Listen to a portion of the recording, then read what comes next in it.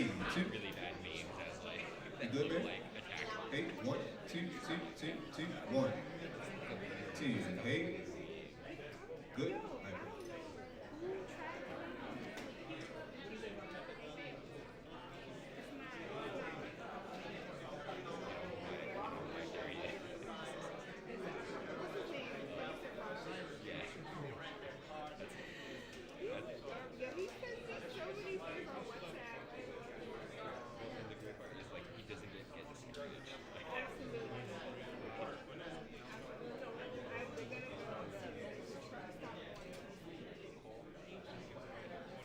gonna but he like he told me that. I was like, what's his truck stop thing about? He's like, you have a great New Year as well. I was gonna go to it only because like we've been kind of following our because that was that was the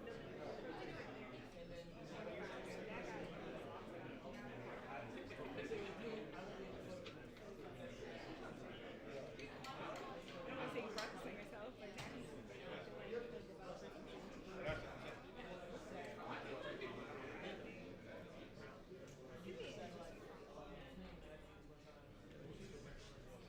Oh, he sent me something else. He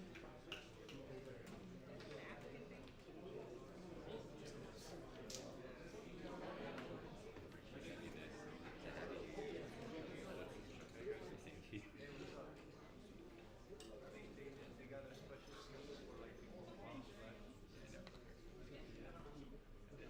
You can go over there if you want to, I don't mind. I don't mind. but you have to sit like here. Crazy.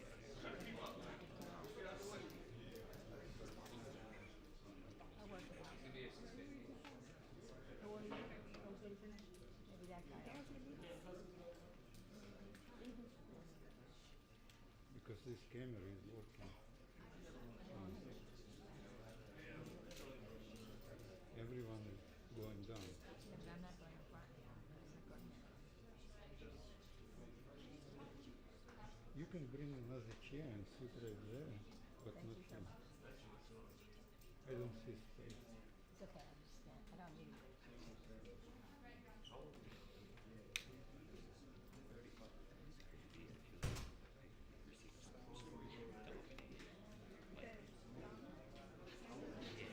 Like I haven't seen like a sports movie ever that made like national news like this.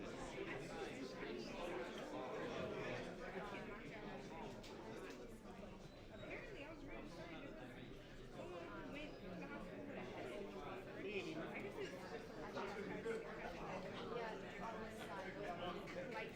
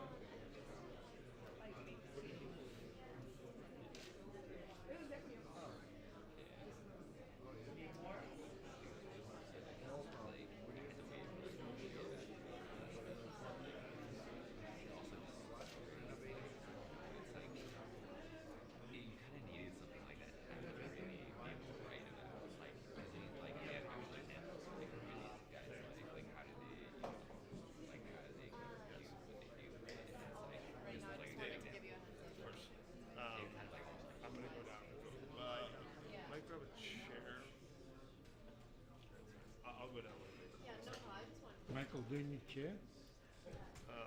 Yeah, if you got one back. That's alright. Don't worry about it. I'll get it. I'm going to stand and just, you know.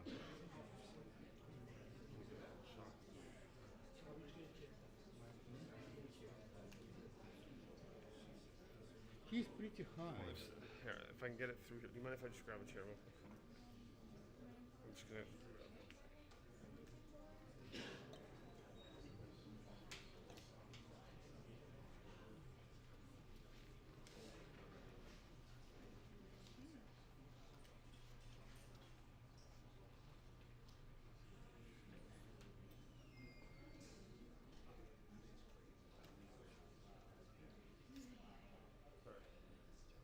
Just gonna stick a chair in there. Just gonna stick a chair. Oh, yeah. Actually, that blue bag is mine. Let me move it out of the way. More standing space for me. I appreciate it. Thank you. Go on for yourself. Dude, I'm not gonna do it. Is that He dropped that. Yeah. Life in Harlem, New York City. It takes out all your hump. Snagged it by accident.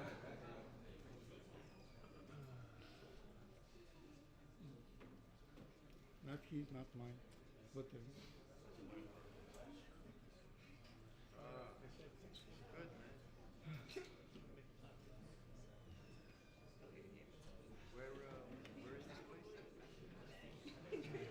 Where is this place?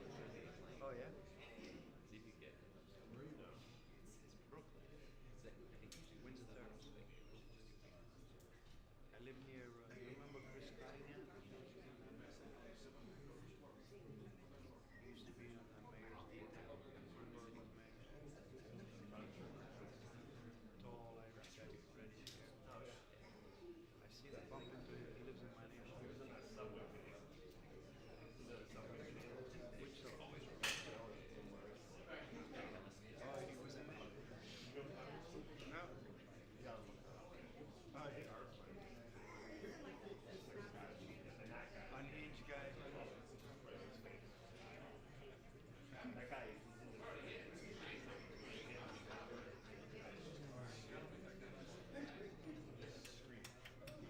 It goes on. It goes on.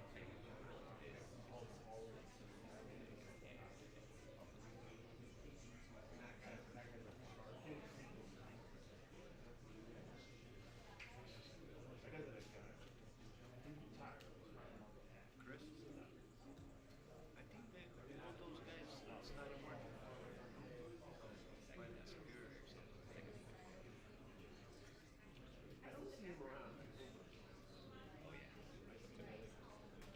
He's the before like.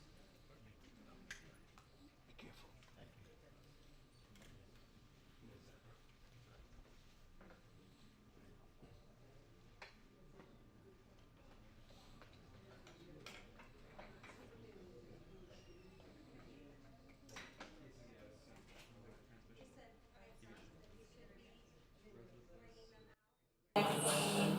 It's 4 minutes.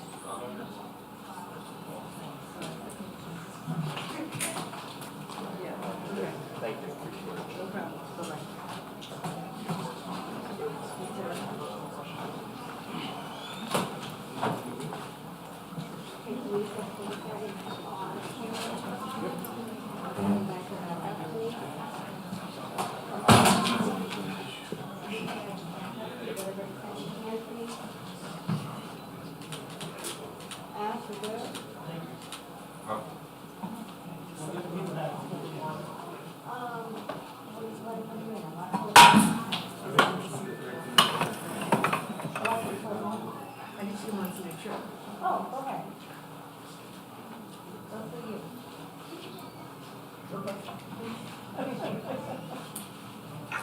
No, you're gonna.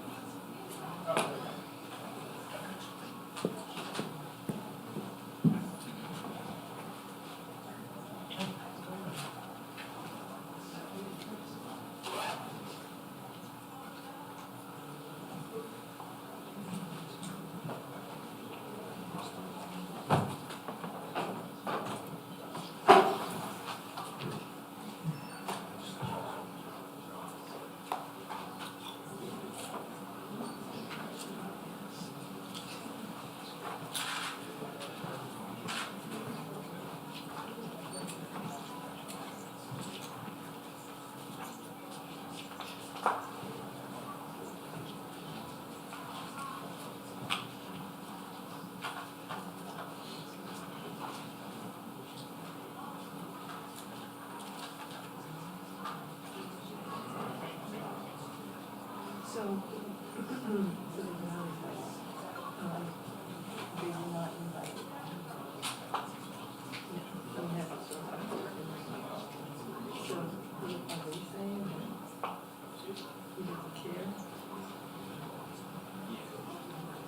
So he's saying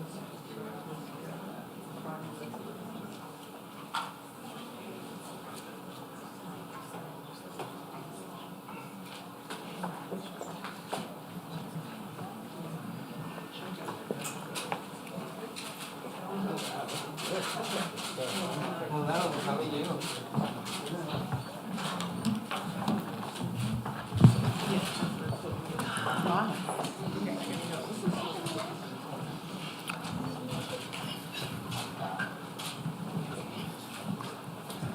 Well, thank you all, and Happy New Year.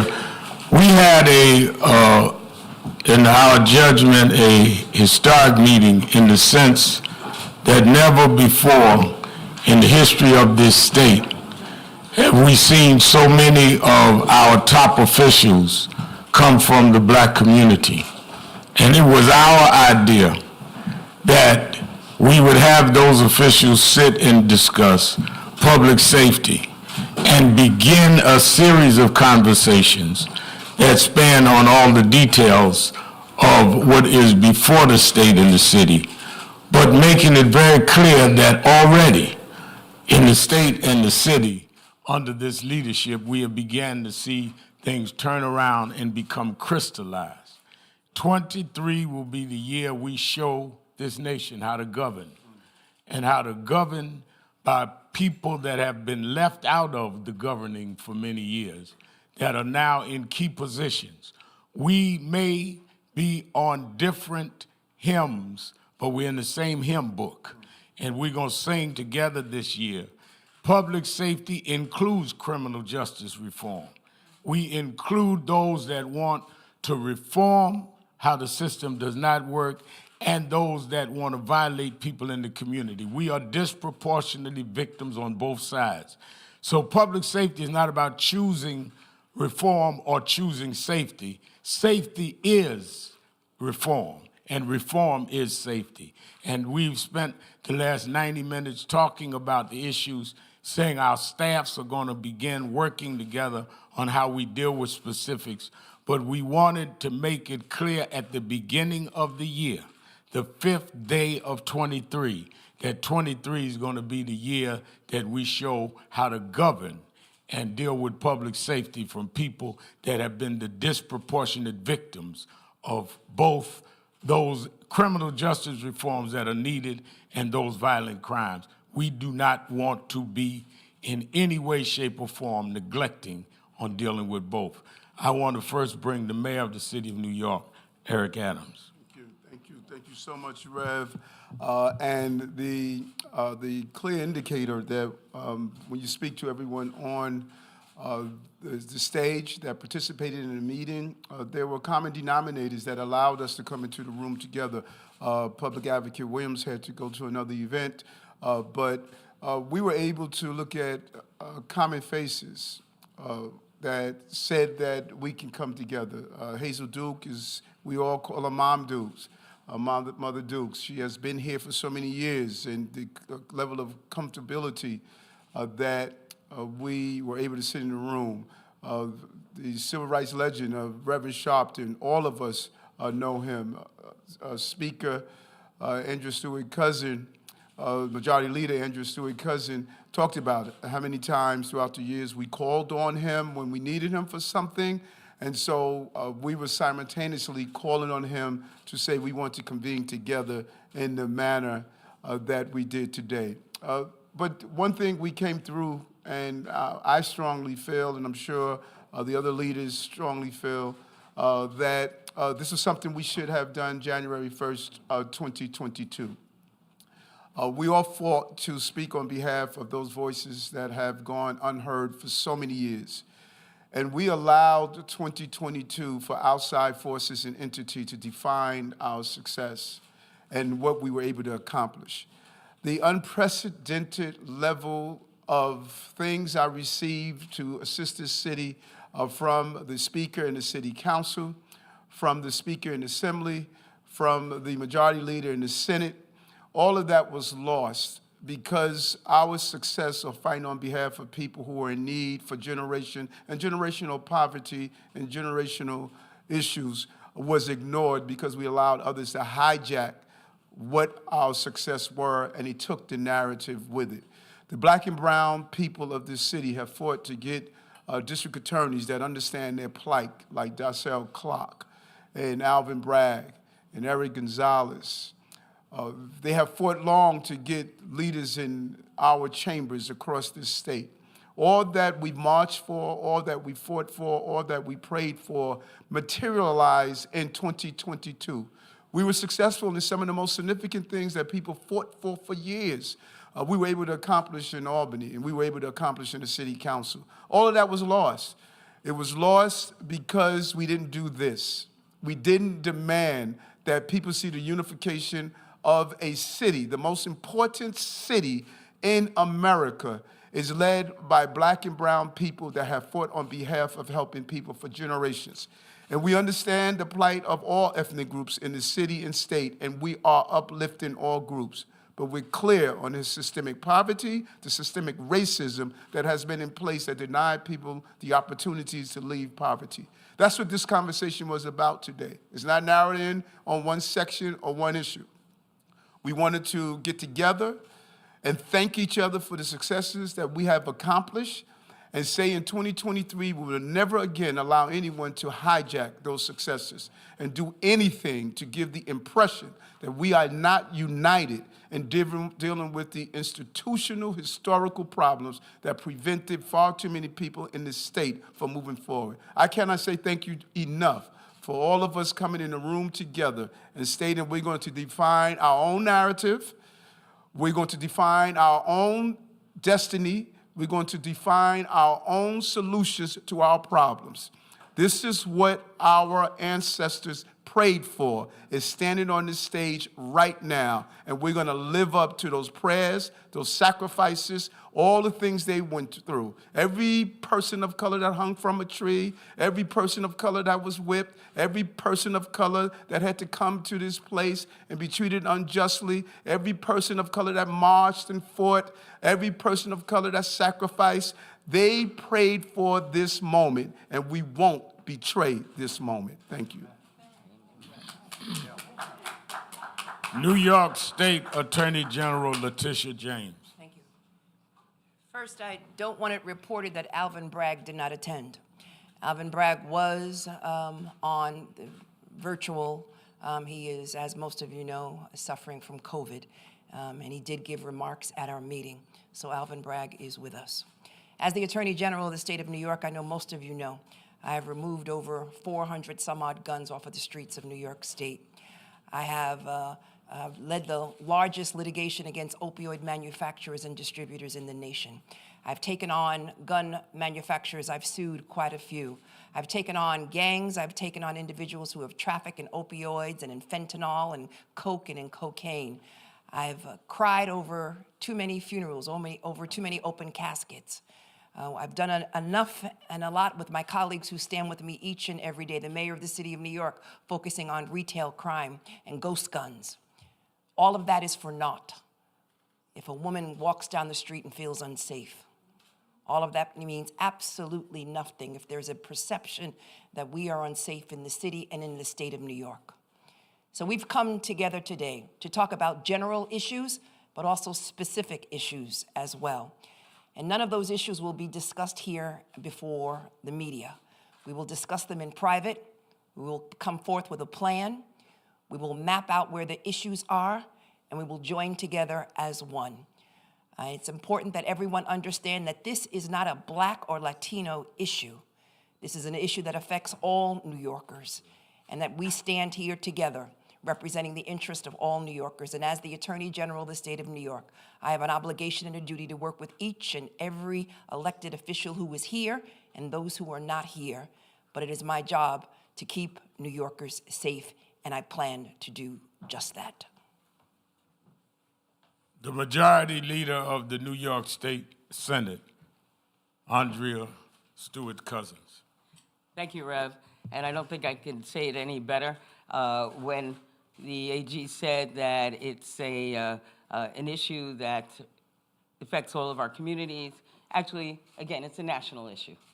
But I'm happy that here in New York State, there is so much leadership that have been talking about the issues. We all have different issues, different priorities. We have emphasis on one thing or not another, but we're all united in the understanding that we are here to serve the people and to find ways to build them up, to keep them safe, and to really be the beacon of progress that we want to be. And the way we do this best is by communicating one to another. We love the press, but we don't need to communicate with each other through the press.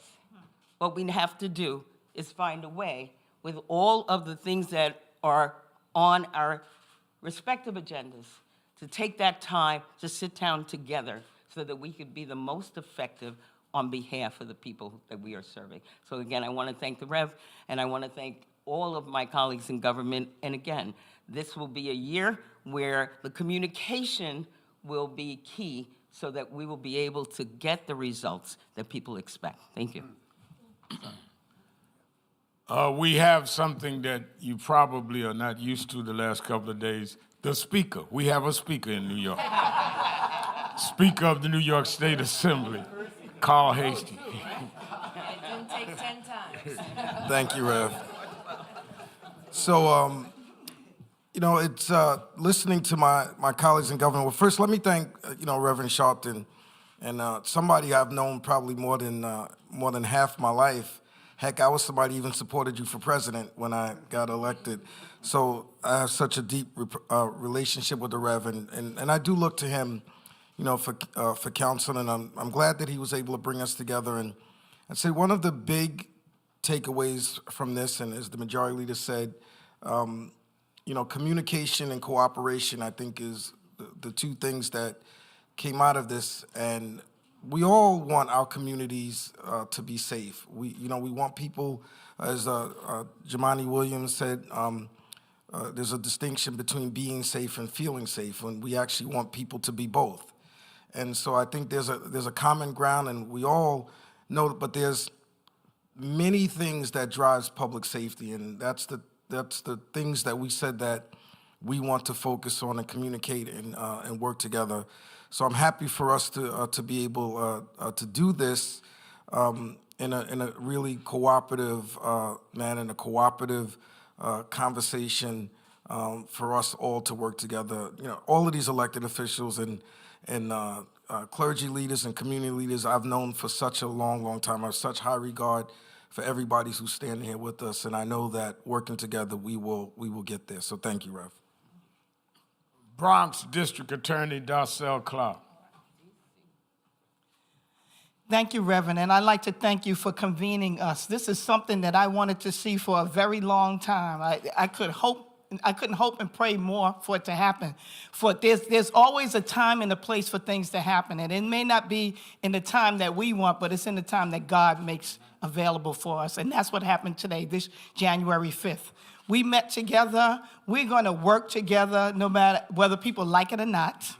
We're going to do it. And we're going to have public safety and fairness at the same time.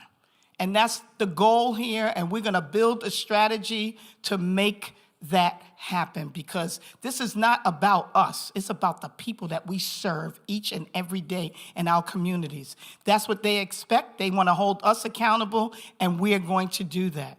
Anybody that wants to bring harm to our communities need to know that there's some responsibility and accountability on their part, but we have to get to the root causes of what's causing the crime in the first place. We have to talk about those difficult things like poverty and housing and education and lack of jobs. That's what leads people to the criminal justice system. People, we need to put resources in preventing them from coming into the system in the first place, and if they do come into the system before me and my other colleagues in government and law enforcement, we need to have off-ramps for them for whatever reason why they got there. See what justice looks like for each and every individual, and it's going to look different for each and every one.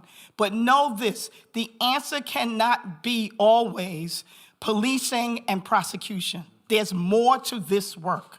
There's more to our communities. We deserve more, and the communities expect more, and they are going to get that from us in 2023. So thank you, Reverend, for bringing us together, and I look forward to standing shoulder to shoulder with each and every one of you to make sure that we get that done. Brooklyn DA Eric Gonzalez. Good evening. I want to thank Reverend Sharpton for bringing us all together and leading this conversation about how we can all make sure we're rowing in the same direction, we're pulling the levers in the same way to make sure that our communities feel safe, are moving towards more safety, and also that we're addressing the inequities and the unjust parts of our system. There's structural problems with the way we've organized our criminal legal system, and we're working together to fix those structural issues so that people can actually be safe in their homes, in their communities. And I believe, and we're moving in the right direction. We have to also amplify that message to our communities so that people can start to feel that there's actual safety, and not just that we're telling them they're safe. They have to actually start to feel it. And so working together to provide the resources in our community that will allow people to access services and work towards a fair and just criminal legal system is something we're all committed to, and I'm appreciative to all of the press coming today to hear us standing as a collective voice saying we are going to move this city in the direction that our constituents want. And I want to thank the mayor also for his leadership on criminal justice issues. Thank you. And we have two speakers in New York, the Speaker of the New York City Council, Adrienne Adams. Imagine that, two speakers. Again, thank you to Reverend Sharpton for convening this amazing group of leaders that I am more than honored to stand in partnership with. Public safety being at the top of everybody's agenda, most certainly at the top of ours in governmental leadership for the city and state of New York. We are committed to being unified and working together when it comes to public safety, when it comes to having the perception of public safety really, really be the reality and not just the perception. Our New Yorkers, upstate and downstate, need to understand that we are a collective and that we do hear their voices. As was said, we are the servants of the people. We hear the people, and we are here to work collectively to serve the people. So when it comes to public safety, we have come together this evening in this wonderful place, in this hallowed ground that I have called it in the past, to make sure that everybody understands that there is no division at this top of New York City, that we are all one collective. We understand the mission that we have to do, and it is to serve the people of New York in the best capacity that we have, because that is what we were brought here to do. I am here to say thank you to all of my colleagues in government. We are here for a purpose. We understand that, and I'm so looking forward to continuing the work together for the people that put us here. So thank you very much, Rev. I want to acknowledge the presence of Hazel-Lynn Dukes, Ma Dukes, the president of the New York branches of the NAACP and affiliates, the vice chair of our National Board of National Action Network, who also is the CEO of the Federation of Protestant Welfare Agencies, Jennifer Jones Austin, the Lieutenant Governor of the state of New York, who said he did not want to speak tonight because I know we're holding people from their schedules, the Honorable Antonio Delgado, and the pastor of the largest congregation in the city who had prayer both before and after our meeting, the Reverend Dr. A.R. Bernard. We thank them for their presence. From this stage, we fought for George Floyd. We fought for Eric Garner. Eric Garner's family and Floyd's family is here every Saturday. But from this stage, we also took a one-year-old boy's family and took care of them, funeralizing them that was killed in gang warfare. We are against any kind of impairing the fairness and protection of those communities. That's what we met on tonight, and that's the message we want to give. To protect the message, I've asked all our principals not to take questions. You just got all you're going to get. God bless you.